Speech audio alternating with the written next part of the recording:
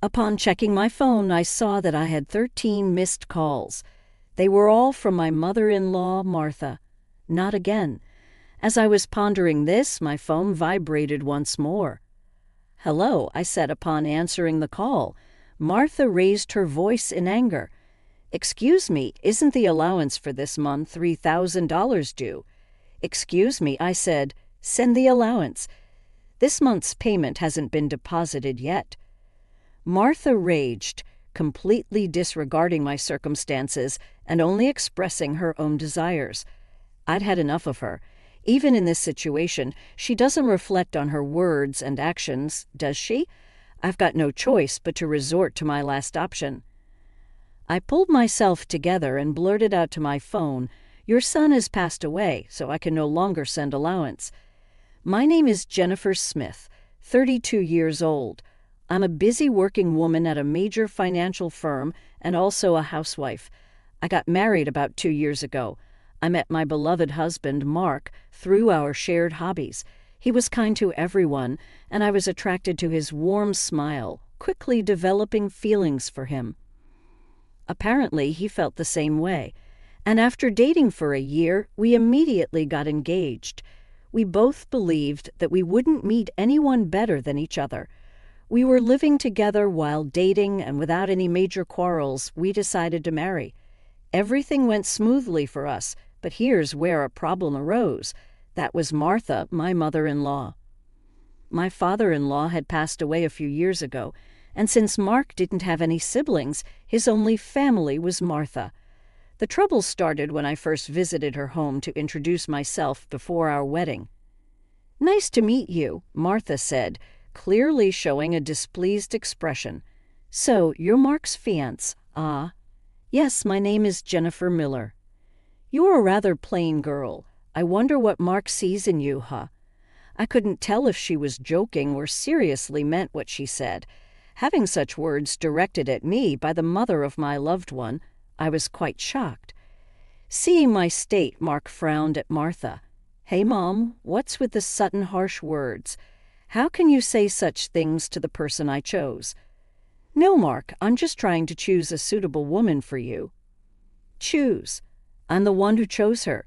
You have no right to meddle." "Don't say it in such a cold way. I'm just telling the truth because I care about you.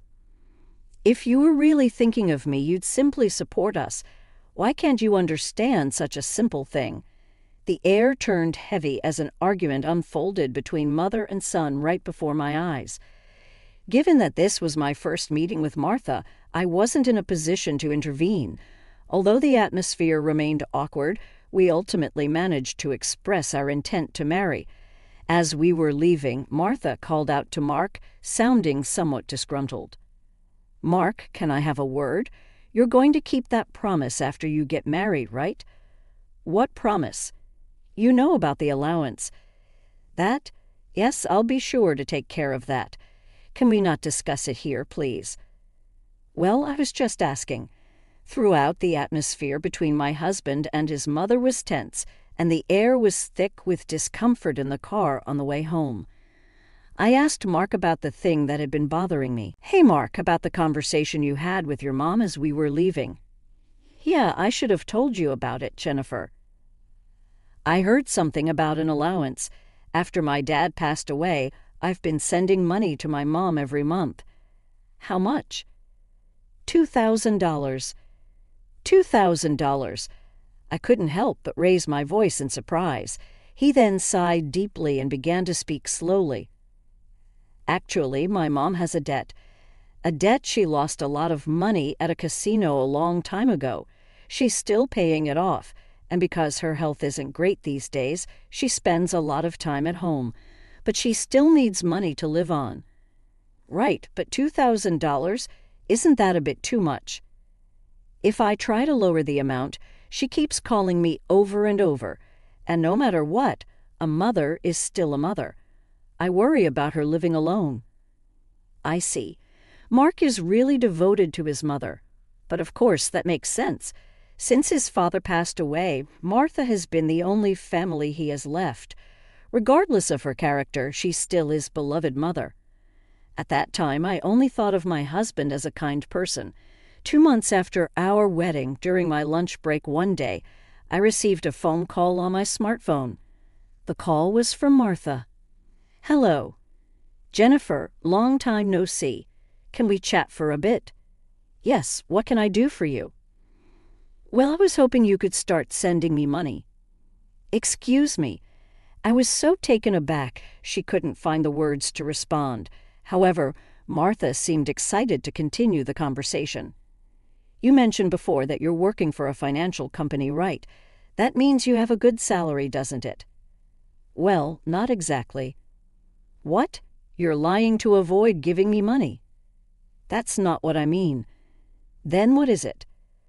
"But Martha, you're still receiving financial support from Mark, aren't you?" To my question, Martha responded in defiance. "So what?" Jennifer sternly stated what she felt. "Martha, receiving $2,000 monthly support is a big deal, and yet you're asking for more." Really, you think so?" "If you were to send me an additional $1,000, I could avoid burdening Mark." "What do you mean by that?" "Well, I have Mark as a guarantor for my debts. If I fail to make payments, the debt collectors will go after him. Do you understand? But aren't you using part of Mark's $2,000 to pay back the debt?" "In short, I haven't told Mark, but I have a significant amount of debt." From Martha's tone, it was apparent that this was a fact. Even her husband was unaware. Having children in the future would increase our expenses. In addition to that, taking over Martha's debt was not an easy task. But if Martha's payments fall behind and the debt falls onto Mark, the interest will likely have accumulated significantly by that time. If I refuse to send money, it would eventually become a problem for my husband as well. It was better for Martha to pay off her debt now. Thinking along those lines, I reluctantly agreed to Martha's proposal. "All right, I'll start sending you money." "Really? Good God, Jennifer, I knew you would say that." "The total, with Mark's contribution, will be $3,000. But this means you can pay off your debt, right?" "Yes, of course." "I should be able to pay it all off in about a year, you promise, right? You'll make sure to pay off all your debts." "I get it, so I'll be expecting it from this month onwards." Martha ended the call abruptly. Physical exhaustion from work combined with this emotional burden only added to my stress. $1,000 a month? That's gonna be rough, but it's also to prevent future problems for us. After all, if Martha can't make a living, it will upset Mark as well. That night, I promptly reported the matter to my husband. He told me I didn't have to do this, but I had already given my word to Martha, and it was a decision made for our future well-being. Mark expressed his gratitude and understanding, even as he maintained a sorry expression throughout. Time flew by, and 2 years have passed since then. The financial aid we thought would end in a year is still ongoing, and even now we are transferring $3,000 every month to Martha. What's more, about 2 months ago, Mark fell ill and has been unable to go to work. He's on sick leave, so he's receiving disability benefits, but it's a mere pittance compared to his previous salary. Last month, I managed to transfer $3,000 to Martha from my savings, but it would be very challenging if this situation continues. And unbelievably, Martha has not once come to visit her sick son. We have told her about his hospitalization, but she doesn't show up to see him and only contacts me to ask, "You're still sending the money, right?" I was so angry that I decided to confront Mark about the issue. "Mark, listen, don't you think it's wrong that Martha is only concerned about money even though you're in such a state? We need to think seriously about what to do going forward." "Yeah, I've been thinking the same thing. I don't want to put more strain on you, Jennifer." This month, too, she's been bombarding me with calls and messages asking if we've sent the money yet. Are you serious? How can she only think about money when her own son is sick? Mark showed his anger at his mother, his face slightly worn. Then, as if he had an idea, Mark exclaimed, "That's it," and wore a sly grin. "What is it, Mark?" Well, this is our last resort. I've come up with something. Something good. Yeah, for my mom. What Mark suggested was a plan I could never have imagined.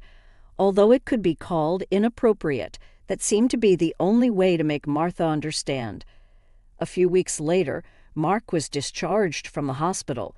Martha didn't reply to any of our messages, so we didn't tell her about Mark's discharge. In the last 2 weeks, Martha has been relentlessly demanding money.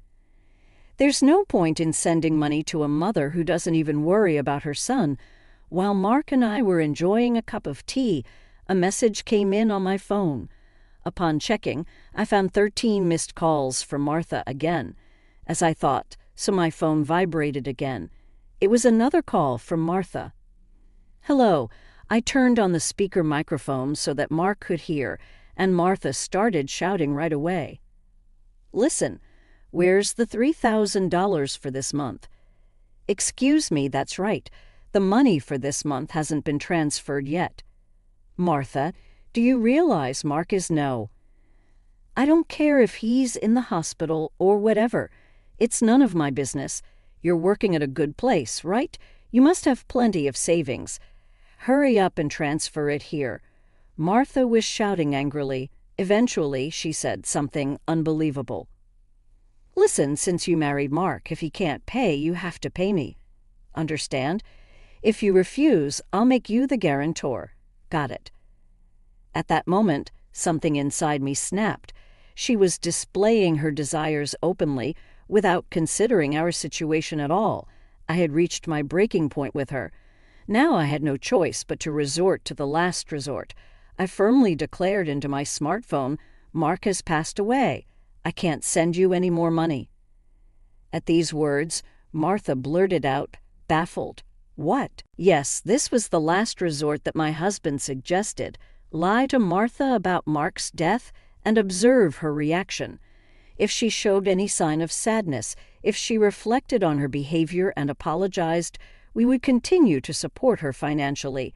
But if she didn't reflect, if she demanded money, we would sever ties completely. Deep down, I thought that even a money-grubbing woman like Martha would deeply reflect on her actions if she were told that her own son had died. But the very next moment, Martha burst into loud laughter. Yay, what's so funny? Well, isn't it obvious? If Mark is dead, that means his inheritance will be distributed to me too. Excuse me, I've been looking into it since I heard that Mark was sick. Listen here, 2/3 of Mark's assets are yours, but 1/3 is mine. I was at a loss for words. I never thought that when she first heard that her son was sick, she wouldn't look into treatment, but into how the inheritance would be divided. My anger surpassed. I was simply dumbfounded. My husband seemed to feel the same way, and as our eyes met, he slowly nodded. This was the signal to continue with the plan. I once again said to Martha in a strong tone, Martha, did you hear what I said? Mark is dead. I heard. What about it? Aren't you sad your own son passed away before you? You just make sure to send me some. I won't let you get away with not doing it. With a click, the phone line was cut off and a dial tone echoed. I glanced at my husband and saw that he was shaking, his face red with anger. Mark, are you okay? I asked. My husband looked into my eyes and said, I'm cutting ties with her. She'll likely come here eventually demanding money. Let's wait until then, okay? But are you really okay with this? Cutting off ties just like that? Yeah, I have no regrets. After that call, she's no mother. My husband's eyes were filled with hatred, and I felt the same way. A person who only thinks about money over her own son's life is not family to me. A few days later, as we expected, Martha came to our house. For the time being, I decided to hide my husband in the next room and deal with Martha myself. Then Martha approached me with a face like a demon. Hey, give me Mark's inheritance right now. Again with that. Anything else to say? He's already dead, isn't he? It's pointless to say anything now. Yet you never even visited him. What are you saying? Are you really his mother? You're so annoying. Give me the inheritance right away. I don't mind getting a lawyer." Speaking more would be a waste of time.